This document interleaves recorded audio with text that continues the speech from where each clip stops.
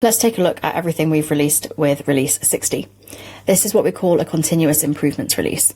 New features are super fun and exciting, and we certainly have many of those coming up, but it's also really important to us as a team that we are constantly updating and improving the existing parts of the app so that everything gets better. It's not always just about new features. And this is what this release is for. The main thing that we have improved is the side panel. We've introduced this new menu on the right, which I'll take you through. But we've also added improvements to trash, to space creation. So I will just walk you through them in this video. So let's start with the side panel. This has existed for a long time in capacities. Any link that you see in capacities, you can click on it whilst holding down shift, and it will open that object in the right hand side panel.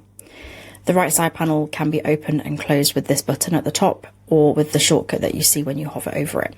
The side panel is something like a workbench. It allows you to have something in this main window whilst also having easy access and the ability to view or review other content in the right hand side.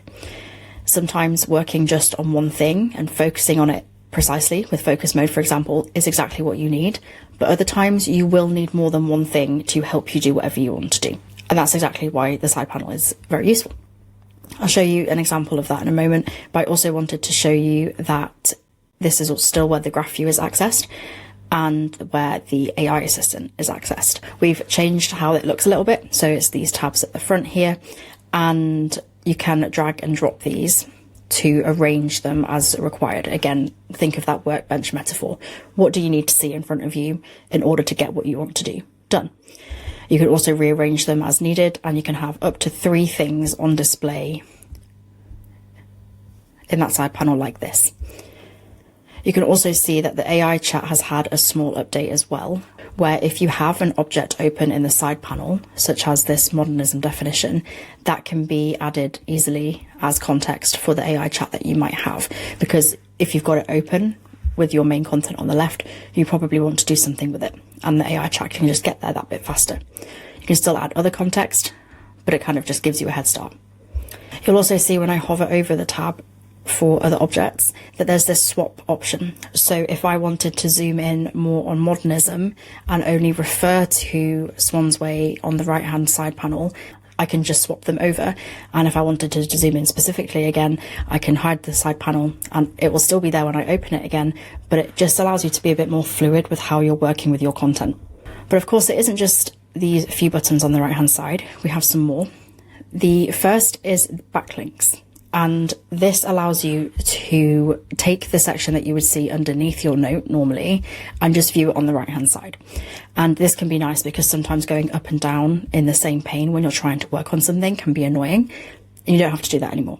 You can just review it on the right and take your notes on the left. We've also added a quick link to extended search specifically. So you can search whatever you need and it just saves you a few clicks as you are in the flow of your research or your writing. And then finally, we've added this plus button where you can open something in the side panel right away. So if I know that I want to open my France note, I can just click that and do that there and it will open it in the side panel for me without having to hold down shift. We also added this to the tab section at the top, and if you see this label, it will tell you exactly where it's going to open, so that's transparent for you and you know where it's going to go.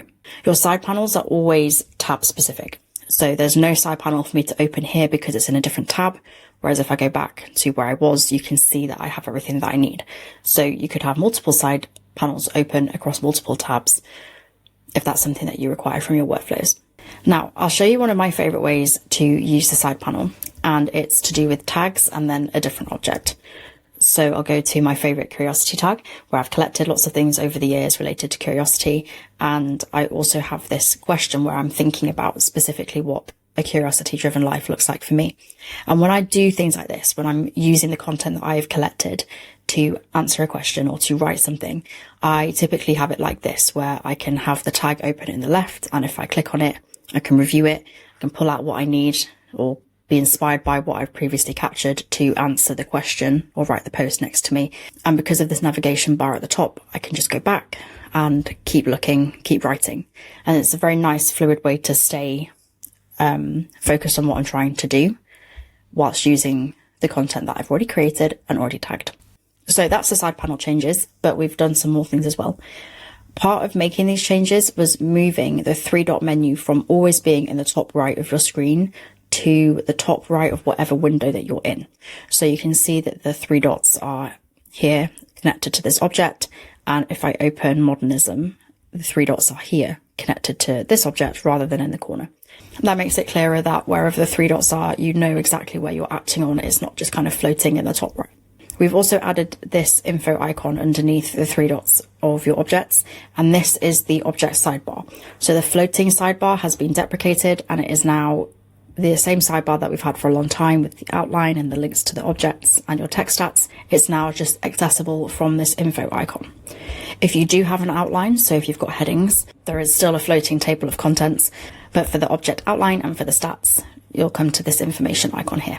Next up, we have added the option to fully empty the trash if that was something you would like to do, and you can now permanently delete spaces as well. It will show up in your account settings, and you can choose to either restore it or permanently delete them.